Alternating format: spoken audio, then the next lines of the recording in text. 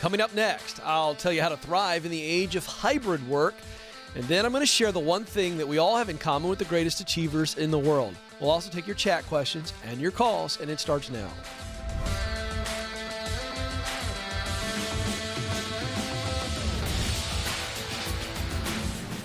I am coming to you live from our Ramsey Solutions studios in Nashville, and you are joining a conversation about who you are, what you were created to do, where you want to do it, and how you can get there. It is about your why at work. We're combining your income and your impact because we believe that you were created to work. Another way of saying it is we believe you were created to contribute in and through your work. That means that you are needed. And that means you must do it.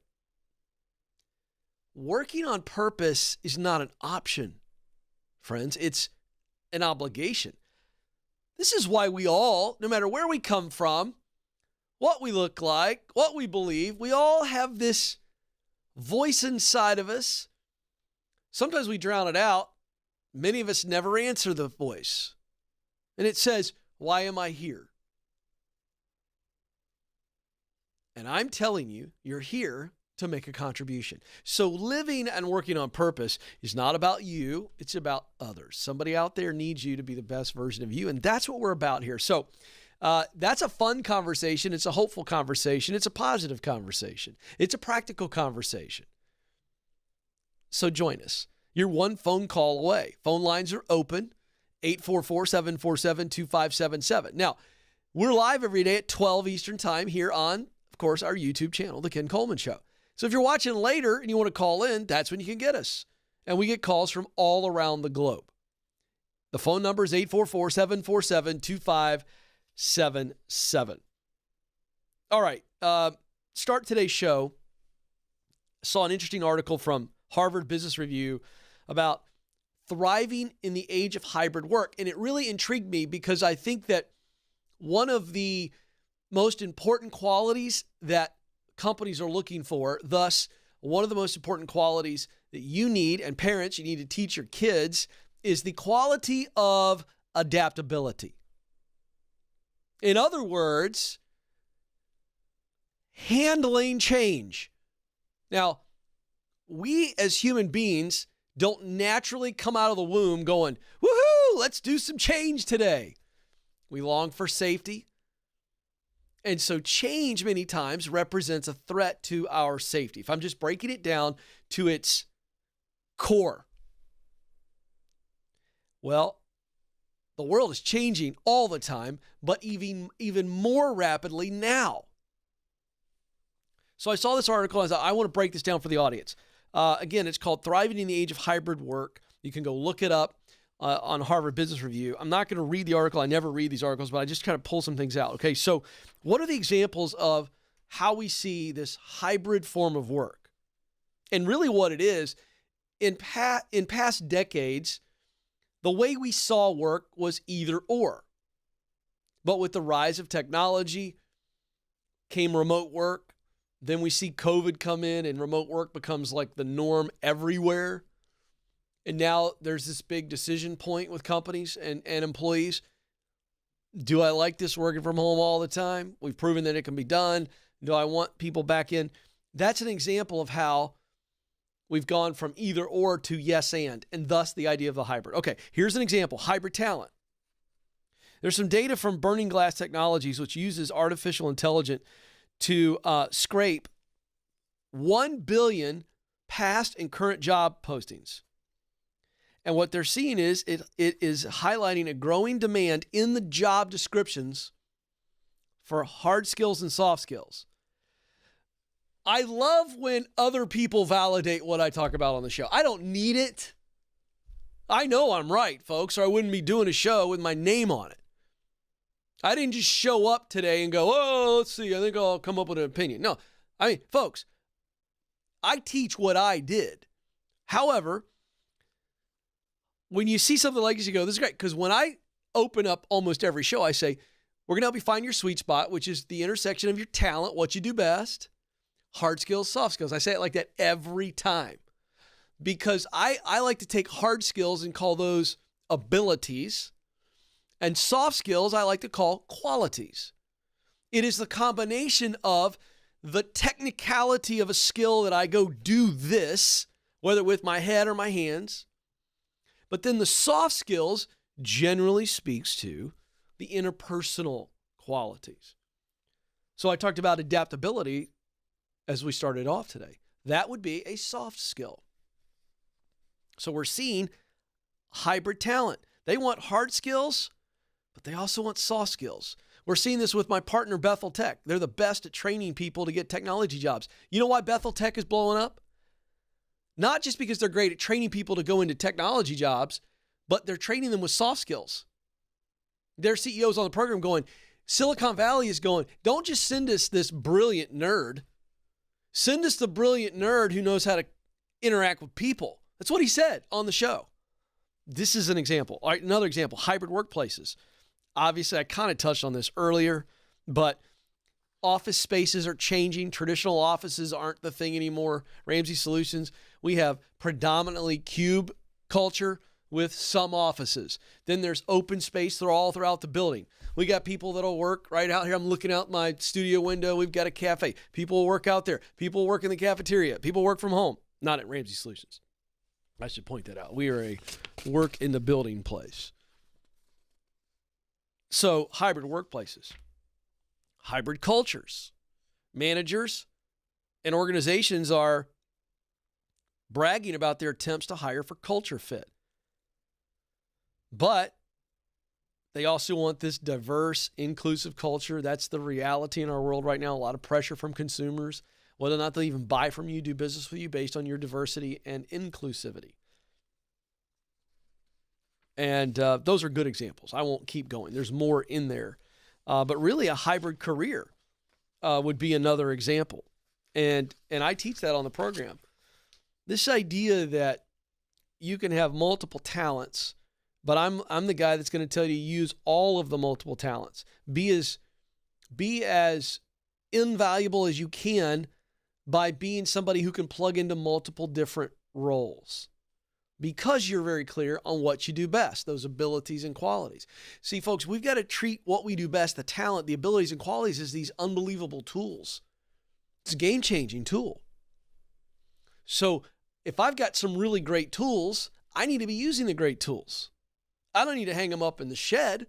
I need to use them. So this idea of hybrid and a hybrid work environment, that's really where we are, folks.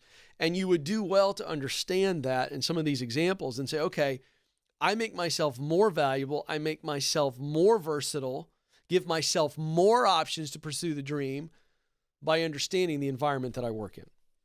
844-747-2577 is the phone number. It's toll free. We still have a few phone lines open. 844-747-2577. I got the Ken Coleman Show pencil. That means we're ready to talk. Nikki's up first. Louisville, Kentucky is where she is. Nikki, you're on the Ken Coleman Show. Hi, Ken. How are you? Nikki, I'm living the dream. How can I help? Good. Well, got a question. I am considering leaving my $80,000 a year job to do something that I'm more passionate about or have more interest in. Okay. And I didn't know if that's something I should do or should I hold off on it? Well, we got to get some facts. I can't answer that question as is. So what is this thing you want to do, and what would it or could it pay you? I want to get into the insurtech space. I currently work in the insurance industry, and it would probably pay between $80,000 and $100,000. Hey. So we're not going backwards there, and we're in the same industry. We're just moving into a different specialty. Right. Yeah, I see no reason why you wouldn't do that. If you're passionate about it, and you are, the way you frame that question, yes, absolutely, you should do it. But we don't want to take a big leap. Don't need to take a big leap. Right. What we're looking at is, do you know what it takes to get qualified, to get those type of positions that you want in the tech side of insurance? Well, I've been studying and reading up, and I already have the insurance background, Mm-hmm. and I've enrolled myself in a couple of tech classes, Mm-hmm. Python, SAS, so I could get familiar with that side of Great. things.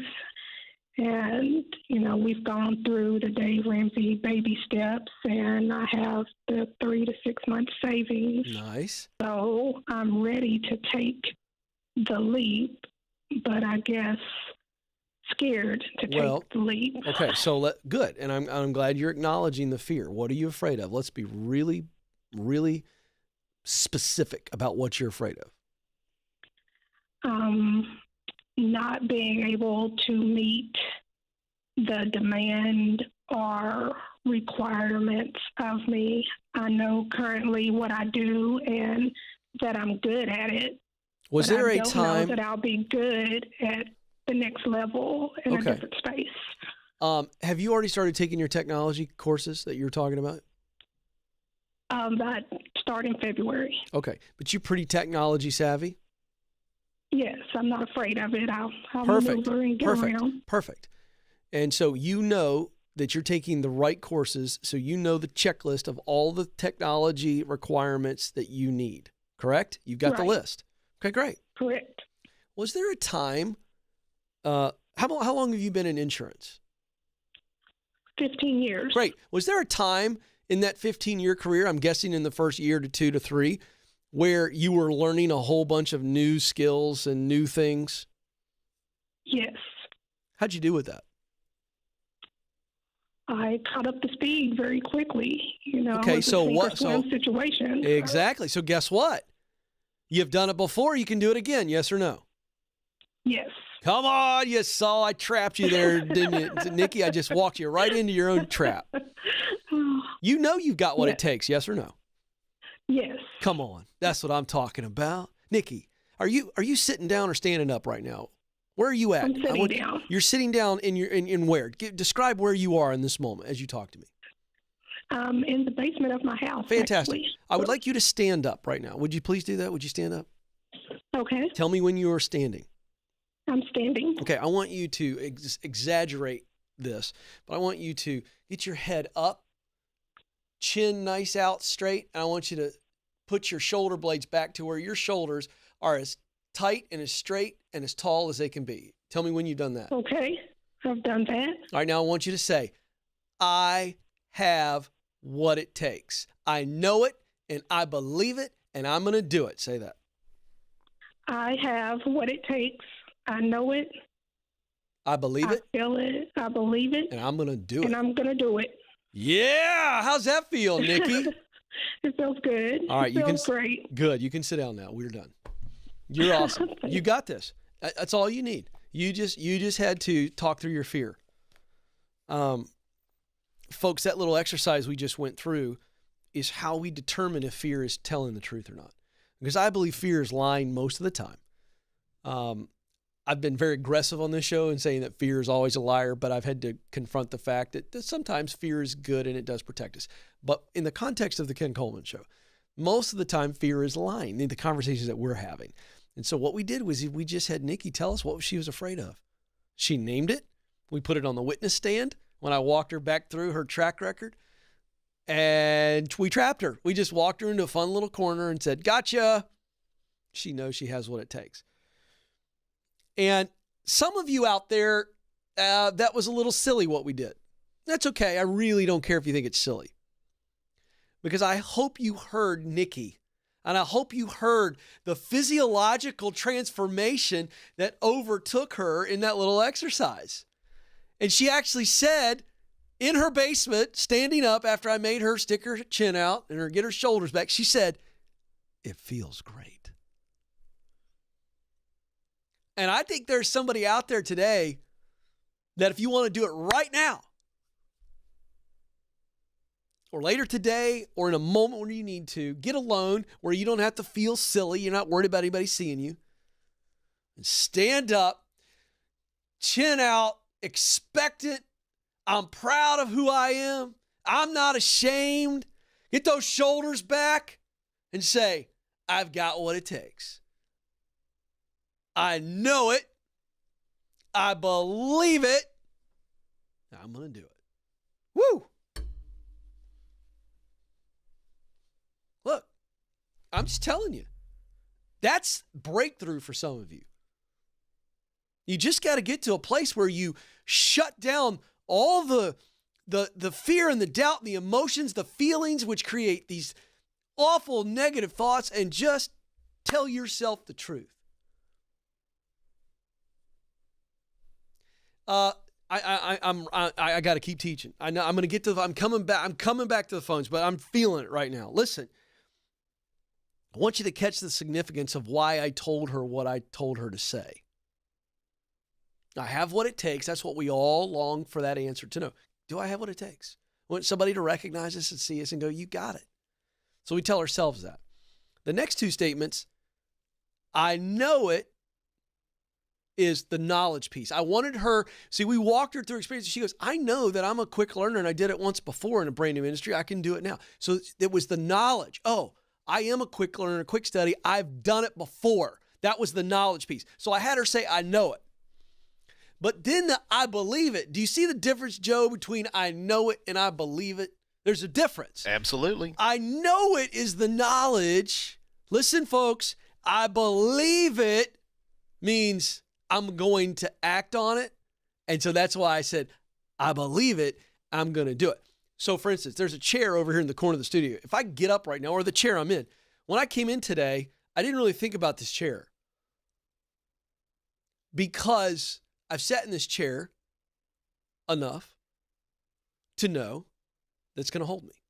When I sit in it, I'm not going to fall through the floor.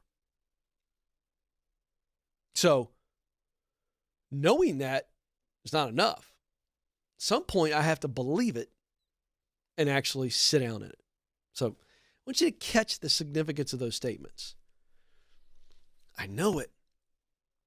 I got the knowledge, but I actually believe the knowledge. And I'm going to act on it. All right. Garrett's up next in Greenwell Springs, Louisiana. Garrett, you're on the Ken Coleman Show.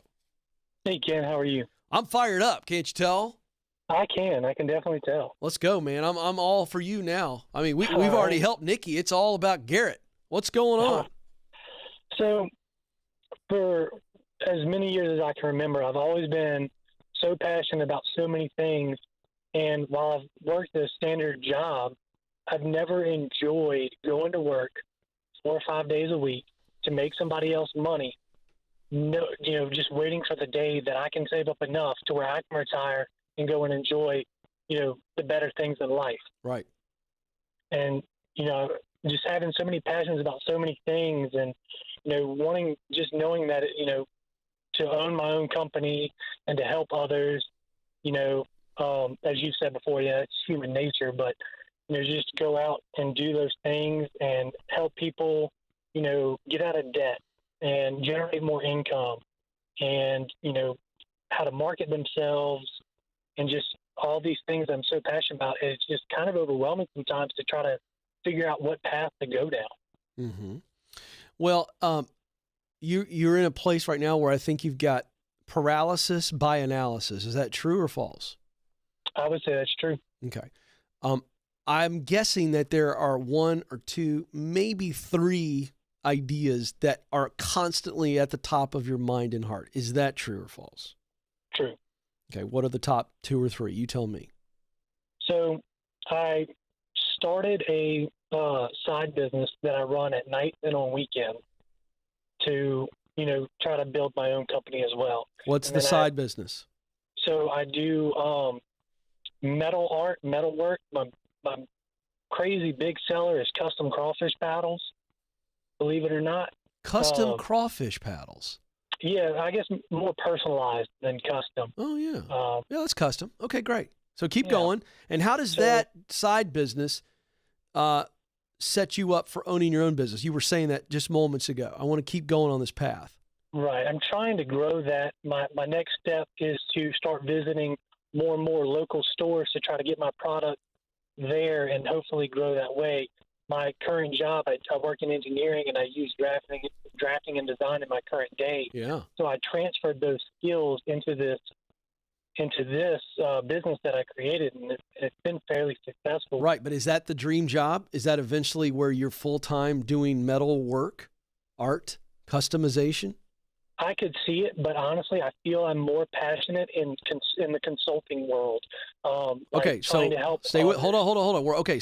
So I'm going to lead you, but I need you to stay like structured with me. Okay, so one of your ideas, because you said there were a couple ideas that keep popping up, and we're trying to help you determine which one you're most juiced about. So one is turning the current side business of metal customization, art, that kind of stuff. That's one idea. That would be a full-time business. That's just one of the ideas. So we'll call that option A, correct? Okay.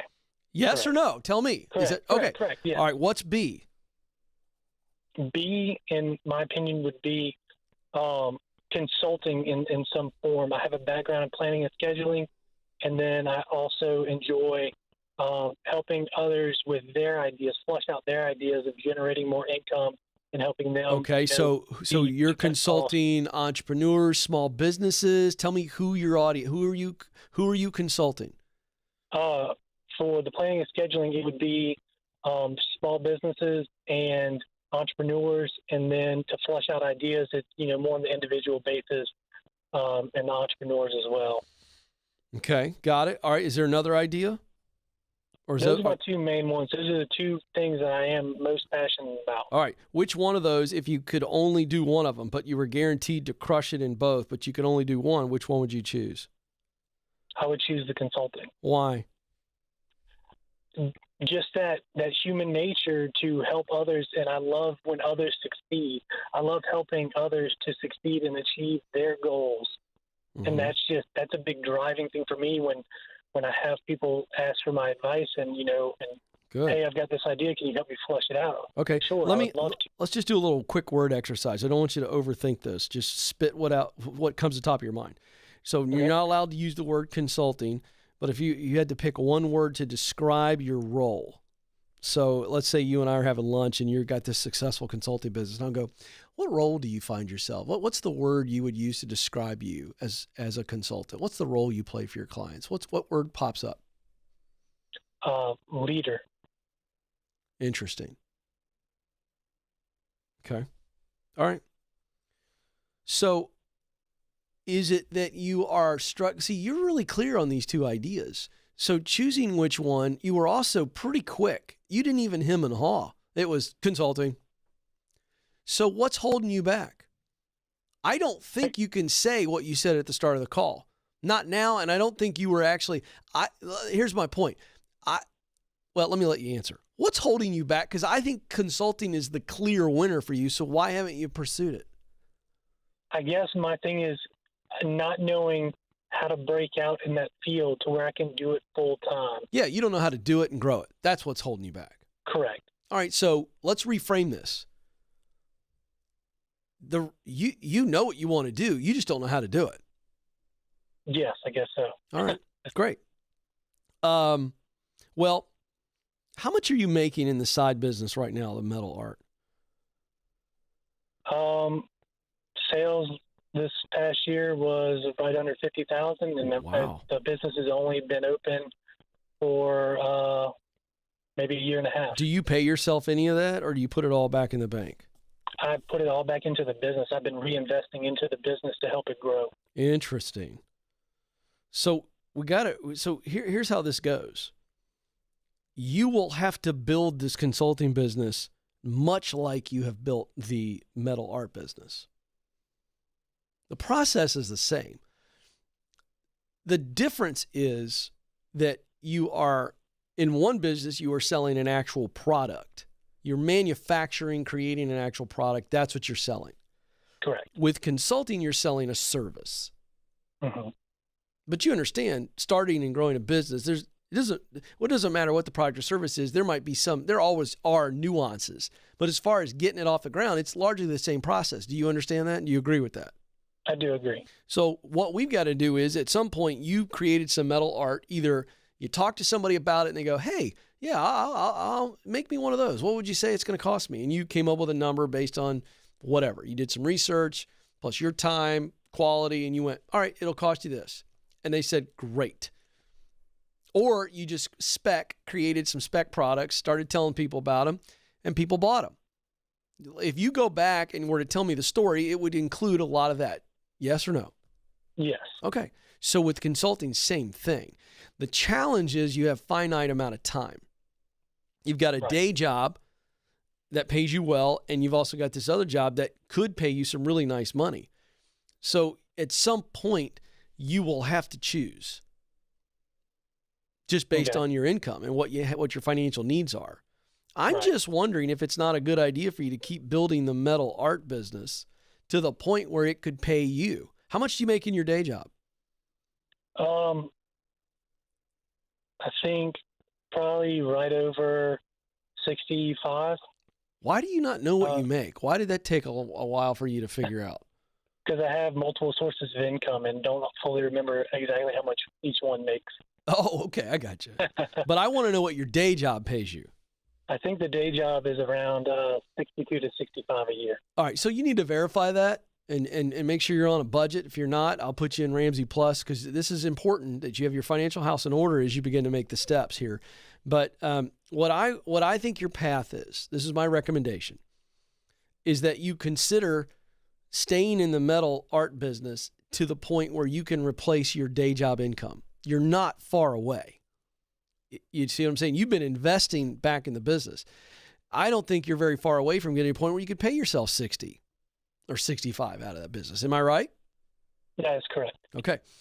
Now you're running your own company that you started and you're growing it. I think that becomes your calling card for consulting others on their businesses and their ideas. Yeah, I can definitely see that. You see where I'm going? It's like, here, I'm actually a successful entrepreneur who took an idea and launched it, built a business plan around it, and made it successful.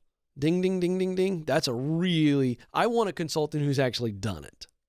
Right. Consultants get a bad rap out there because a lot of times there are people who've never done it. They've just watched everybody else do it, and then they talk to you about what they saw. True. So, and then this other idea of scheduling and planning, that's another operations-based type consultant. So you got one is, how do you take the idea, flush it out, test it, try it, scale it. I'm actually doing your job for you here. I'm giving you a great outline, right? And then the other side is more on the logistics and operations side, correct? Correct. So I think the progression is eventually leave the day job to go full-time in the metal art business, get the metal art business really rocking. This may be 2 or 3 years or 4 or 5 years. And you, little bit at a time, do consulting along the way. And then you build your consultant business and then hire somebody to replace you to run the day-to-day of the metal art business. And you're just the owner, and you check in and you got the books and everything's going smooth and you got double source of income. But I think that's the progression. Okay.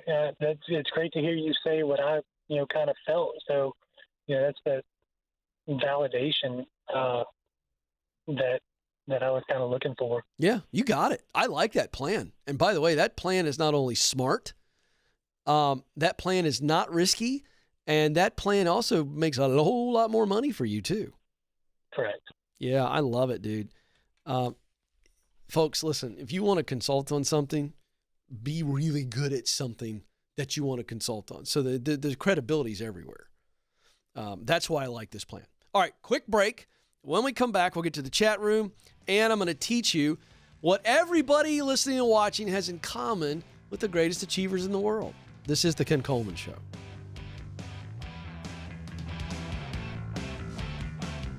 We were drawn to Christian Healthcare Ministries because we both had young families and we wanted to have more children. And we had also just started a real estate company and needed to find healthcare coverage that would meet our needs. We were attracted to CHM because of its low monthly costs and the ability to negotiate medical costs down. Established in 1981 and accredited by the Better Business Bureau, CHM is here to meet the needs of your growing family or small business. Check us out at chministries.org. We absolutely believe in it.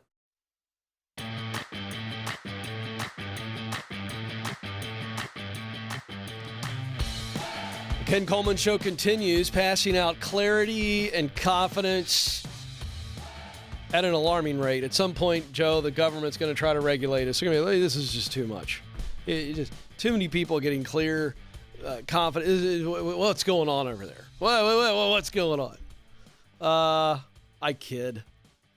But, what's fun about this is what we're doing with you folks is working with you and your dreams and your visions and your talent and your passion and your mission.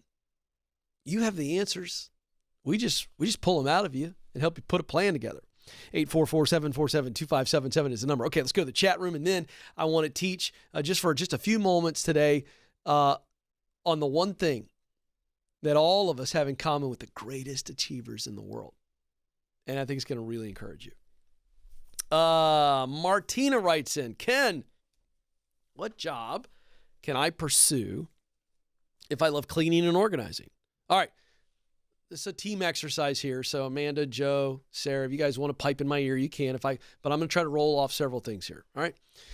So if you love cleaning and organizing, so house cleaning, that's a job where, again, decent hourly rate. You could work for somebody who's already got a crew. I find that a lot of these cleaning crews and organizations, they need people if they get more houses.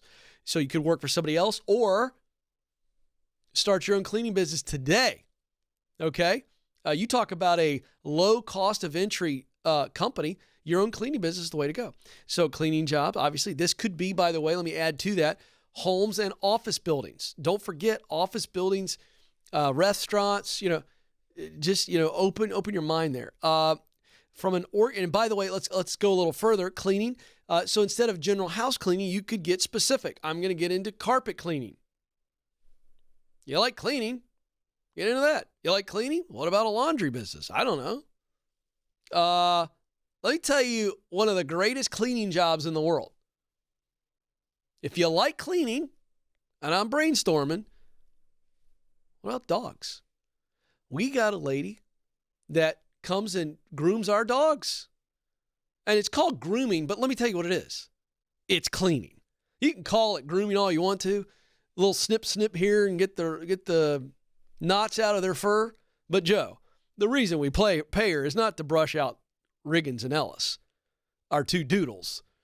It's they stink and they're dirty, and I don't have the energy to bathe 50-pound plus dogs. It's exhausting. Josie, my daughter, loves to bathe the dogs, but it's like playing with dolls for her. For her, it's like fun, and I'm not sure how effective it is. Do the dogs enjoy it? No. Well, let's be honest. I don't know many dogs that enjoy a good scrub. Okay? There's several levels up the cute meter from pigs, but they like to roll around in the dirt. My dogs do. Ellis, Joe, you've met the dogs. Ellis is a golden doodle, but he looks like a white poodle is essentially what he looks like. That dog loves the dirt. It's like Riggins, who's black, is a Labradoodle. He doesn't like the dirt. Riggins doesn't like to get his feet wet. If it's raining, can't get the dog to go out and do his business. Ellis, woohoo, it's raining. There's a puddle. Like he thinks he's a ShamWow for all the dirt in the world. So anyway, there's an idea. We talked about cleaning carpets. We talked about, organizing. Give me some organizing ideas. So this will be home organizing, Closets. Closet organizing, working for a closet design company. Garage. Garage organizing. Big money. Here's another thing. If you love organizing, what about an administrative assistant? Listen, you can get in as an administrative assistant and work your way up to an executive administrative assistant and make six figures because you're good at freaking organizing a calendar, meetings. A lot of these executives need you to help them pay their bills and do home stuff. So that's a pretty good list. Well, here's something Joe's got another one. To add to it. Now, when I was in my airport bum years, when I was just, wanting to go somewhere, fly, I would go hang out at the airport. Well, then it dawned on me, hey, why don't I bring my bucket and clean some of these airplanes for big There you money. go. Cleaning hangars and airplanes. Thank you, Joe. Listen, there you go. That's a good list. I think we should send Martina a bill. Let's see. Joe's vending. Joe, is this you? Are you in the chat room? Not that I know. Are you in the chat room trying to get some extra advice? Joe, we can talk after the show. How can I stay at a job that I hate until I feel comfortable making my side business a full-time business? Well, if you can't replace this job, then here's my answer. If you hate it, I just think it's at least worth perusing the industry and seeing, okay, or other industries, where can I do similar work that I don't hate it as much. But this is all about attitude. What's great is you have a side business that you're growing to become your full-time business. So it's a perspective thing. Just start looking at your job as not something you hate, but something you're grateful for. I'm not hateful, I'm grateful. That's it. That's it. You get in the car every morning. I'm not hateful, I'm grateful. This is my stability. Here's one exercise. I want you to write down all of the things that this job you hate allows you to do. Make a list. Pay my mortgage. Pay my utilities. My gas, my car. My kids' summer camp every year. Vacation. See how we're moving away from I hate the job to, you know what? I'm grateful for it. It's temporary and I'm going to be okay. And that'll change your feelings. All right? Let's get some feelings of gratitude and appreciation, and you'll see your mindset change as well. 844-747-2577 is the number to jump in. Okay, here we go. I didn't tell Joe and the team today what the payoff was. I send in the teaching, and I said, okay, today's teaching is the one thing that you have in common with the greatest achievers in the world. And Joe and Sarah were like, okay, what do you want us to put on the screen? I said, no, I'm not going to tell you. Keeping secrets. What do you think it is? I'm putting the team on the spot here. I'm having fun today. Look at it. They're all getting nervous. What's the Trevor? Oh, there he is. Trevor, the YouTube guru, man bun extraordinaire. No man bun today. Or you got a ponytail? Oh, it's a ponytail. Oh, can we see Trevor? He's got to step in on the camera. We're showing the control room. Show him the hair today. Look at Trevor's hair. Guy's got a great head of hair. Great head of hair. Joe has all kinds of evil thoughts about. I'm telling you, quit about it. Your hair, Trevor. Okay, real quick. I'm not going to put everybody on the spot on the mic. What's the one thing that we all have in common with the greatest achievers in the world? What do you think it is? Anything? Nobody wants to say it? It's okay. Passion, okay. That is actually true, Amanda. That's one thing. It's not the thing today, but that's correct. Work ethic? Work ethic, sure. Desire, that's in the passion bucket. All right, here it is. They failed spectacularly. Did you say failure? Did you really? Fantastic. So that's what I want you to understand. Because some of you right now are sitting in the failure. Some of you right now are staring at potential failure and you're going, I can't go forward. And I want you to understand, the one thing that we all have in common with the greatest achievers in the world is failure. Let me give you some examples. I'm going to go to my Instagram page, at Ken Coleman, by the way. If you're not following, you need to be because of posts like this. So let me pull this up here. Of course, I got to find it. Isn't that funny? Joe, I was all excited about this. It happens to me all the time. I look for something that's not there. It's here. It's here. Thomas Edison's first company failed. Walt Disney fired. You ready for this? For not being creative enough. Can you imagine? Some schlup told Walt Disney, hey, today's your last day. You're not creative enough. This is real. Thomas Edison went bankrupt. There was one more. I can't find it. I hate when I do this, folks, but boy, you want to talk about, is this show live? Well, it's live. It's one of my Instagram posts. Wasn't very far away, but the point is that Steve Jobs, I could go on and on and on and on of people that failed and failed big time. But it was their failure that pressed them on to success. They wanted to get it right. So for those of you, here's the reason I shared that. Just a little thought. You need to let yourself off the hook. Can you just give yourself a break and go, wait a second. All the great achievers in the world failed into their success. They just did. There is no progress without failure. Stop being so scared of it. Stop being ashamed of it.